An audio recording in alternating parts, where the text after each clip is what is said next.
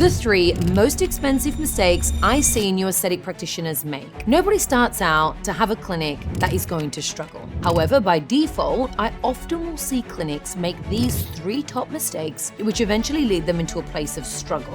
I'm going to walk you through exactly those 3 mistakes in the order that you might be experiencing them and give you a solution to how you can correct and fix them. By the end, you should have full clarity around the mistakes you're making and how to improve moving forward. Welcome back to my YouTube channel, guys. I'm Nurse Sarah Louise, the CEO and the founder of The Business Injection. I have been in the aesthetics industry for over 15 years. I have owned a clinic for over 9 years, and I started my business in a humble back garden with £10,000 on a personal loan. The reason why I'm talking about this today is because I made some of these exact mistakes in my early years, and I want to share these so I can prevent you from making the same mistakes early on in your career. At the very beginning, I was looking at my competitors and often pricing myself based on what they were charging. I was spending and investing on things in my clinic that I really didn't require, and in fact, I should have been investing in better frameworks. I also didn't start with a very clear positioning, and this meant that I started to attract all the wrong patients. Guys, this is the framework that I'm going to share with you today that I just wish someone had shared with me right at the beginning. So let's get into it. As I go through these mistakes, it is important to note that you do need to follow those in order. The reason being, one will lead to the next. And if you go to the next and not have the other in place, this could be a detriment to the success of your business in the longer term. Mistake 1. Not deciding what kind of clinic you're building. This is the biggest thing I see with newly established aesthetic businesses. Nobody has a vision, core values, and they don't understand who they're building their business for. And because of this, they then start to attract the wrong type of patient. Often I see most practitioners starting out really rely heavily on booking new patients and getting the diaries completely full. However, when doing this, you often sacrifice the quality to really meet the needs of quantity. Everything you build is on the foundation of your vision, what you're working towards. What kind of business do you want to be known for? What kind of patient do you want to attract into the door? By having these simple foundations in place, it allows you to develop things like pricing, your mission statement, your identity, your point of difference. And by doing so, you're much easier able to communicate online to your patients and get better word of mouth referrals. If you design your clinic in a very generic and broad way, guess what? You are going to attract to the market that is very generic and broad. And I often will say that if you start to dilute yourself between the masses of the saturated industry that it is right now, that is the type of market you will bring into your business. And unfortunately, if you play at that level, it is almost a race to the bottom. If you don't have a very clear, distinct vision of what you're trying to achieve, often your patients can become quite confused as well. Patients will start to seek treatments and services. And if you're not providing a service to deliver those, they will not see the difference in why they should be coming to you. The other reason it's very important to have a vision around your business is staff. And I know a lot of people start out and they think about the now. They often don't think about what their team is going to look like in the future. If you are a staff member going to work for a company, what kind of company would you like to work for? How do you choose someone to work for? Is it the environment? Is it the culture that they've built? These are the things that need to be imprinted at the very beginning before you even seek patients through the door. So what is the solution to be able to have people be attracted to you and the right clinic with the right vision? First of all, if I asked you, what type of clinic are you now? Are you able to answer that very clearly in 1 to 2 sentences with complete clarity? I would like you to ask yourself, what do you specialize in? So what is it that you're known for? What do you want to be known for? What are you good at? What are you niche in? And thirdly, who are you for? Who is the audience you're talking to? Who would you like to come through your doors? What is that ideal patient if you had to map them out on paper? I don't want any generic answers, so I'm really looking for you to be specific. A lot of people, when I ask them this question, they will say, I am good at building natural results for people, but that is what half of the industry says.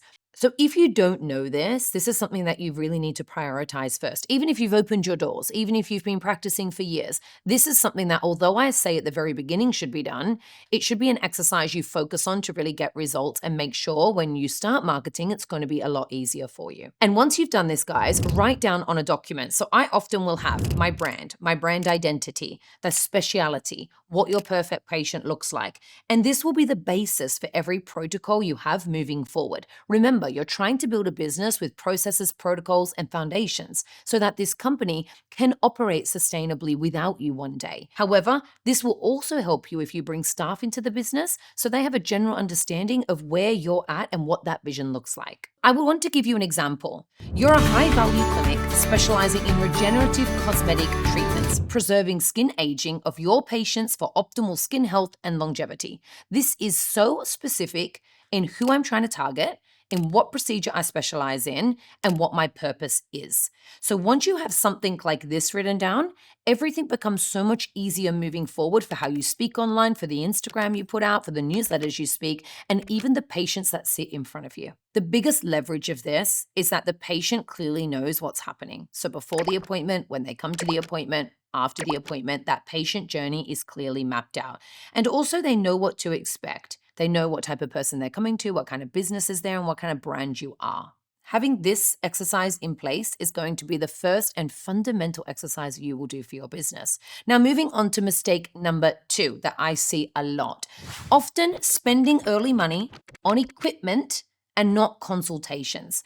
I did this early in my career as well. I felt that I needed to have bigger, flashier, shinier, nicer couches, bigger devices, and that would attract more patients through my door. Not only would it attract more patients, I thought it would give me better quality of patients, and I was wrong. I usually see the first profits of any business go towards a new device, or expanding or refurbing their business, which actually generates minimal ROI at that point. I just want to ask a question. Did you guys ever purchase a device and think, wow, that was half as successful as what I thought it was going to be? I think we've all been there. My first device was a complete failure. I didn't have the right strategy, I didn't have the right marketing, and I equally didn't have the right patient demographic for that service. Something I wish I'd have done earlier in my career as well is concentrate more on the foundations, the consultations, the protocols, and the policies in the business, which would actually enhance the patient experience and keep my patients with me for longer, not rely on attracting new patients based on what kind of devices I had or how pretty my clinic was. Clinics that usually behave like this often have poorer retention. They focus so much on the new patient acquisition route that they really forget about the patients they've been dealing with and what they can give to them as value. This is because people often don't recognize that investing in frameworks, policies, protocols, consultations, retentions is actually a point of investment.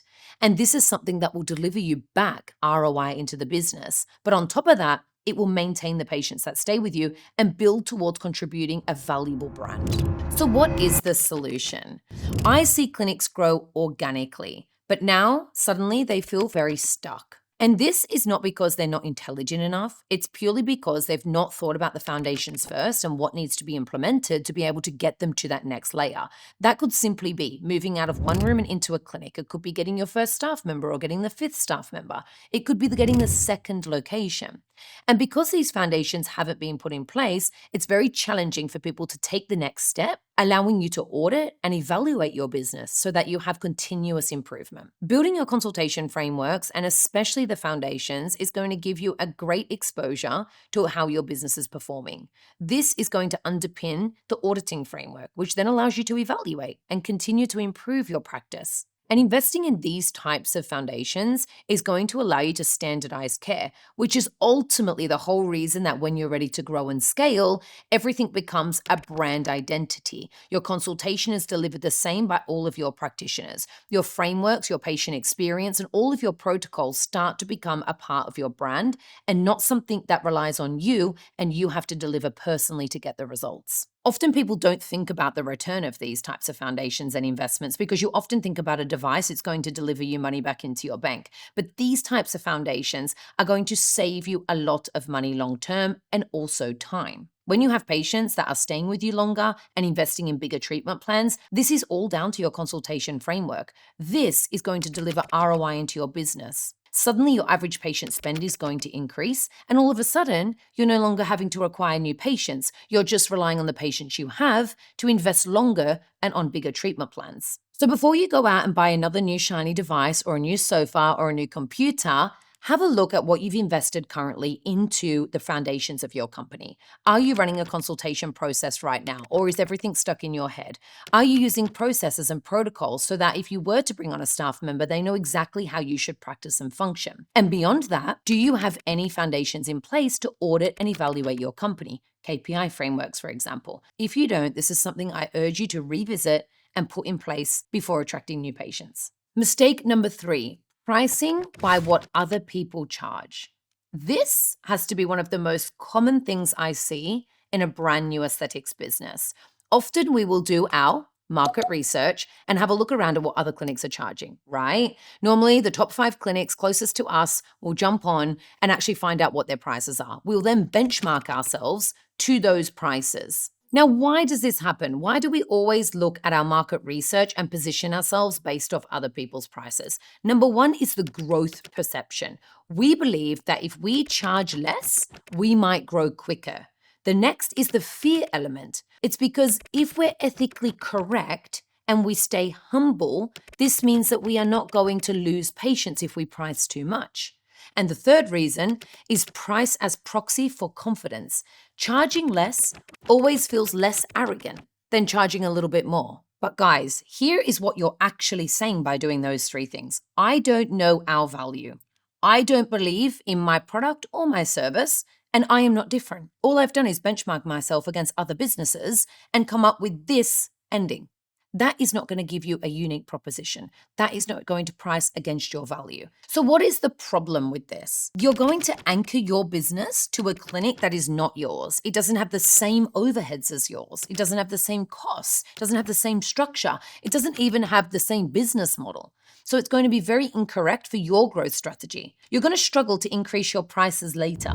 If you've attracted a certain patient demographic at a lower price point, it's going to be very difficult to now suddenly implement new prices within 1 to 2 years that would actually quantify your value. And often we hit the layer of becoming VAT registered. And this again, with a 20% increase, is often very difficult for us to implement with patients and then be receptive to that price increase. And on top of that, you're going to risk losing the patients anyway, because as you've priced so low at the beginning, if you want to increase your prices later, unfortunately, those types of patients will most likely leave. So what is the solution to be able to price correctly to your business and not just the market? Firstly, I want you to work out what are your overheads right now. So what does it cost you to run your business? Secondly, I want you to understand what are your COGS, your cost of goods. This means that everything you need to do the job, what are those costs as well? In there, you want to aim for 60 to 70% gross margin of your prices, which are injectable or skin treatments with no devices. So, for example, let's look. Botox is £100 to purchase. Your consumables are around £10 to deliver. That gives us a total COGS of £110. Now, if you need to get a 70 or 60% gross margin, your prices would reflect this. To get a 70% margin, you will need to charge £366 on the basis of paying £110. If you would like a 60% margin, you would need to charge £275 to be able to give you a 60% margin on 110 COGS. Now it's starting to piece together and make a little bit more sense. When we're developing prices, it is all strategy. It is all based off your personal circumstances and your business plan or overheads. Now, the competitor down the road, it does not factor into maths. This is pure guesswork. And if you operate off guesswork, it's going to be very challenging for you to grow in the future with any type of strategy in place. Okay, guys, now you have the top 3 mistakes that I see most newly aesthetic practitioners make. But if you are in practice and you've found yourself in one of these 3 categories, please listen to this. It all depends on the order in which you do fix them. If you are an established business as well, this is very relevant to you. And if you're not sure where to start, if your clinic building, you haven't identified what your vision is, what your purpose is, and who you're building for, start there first.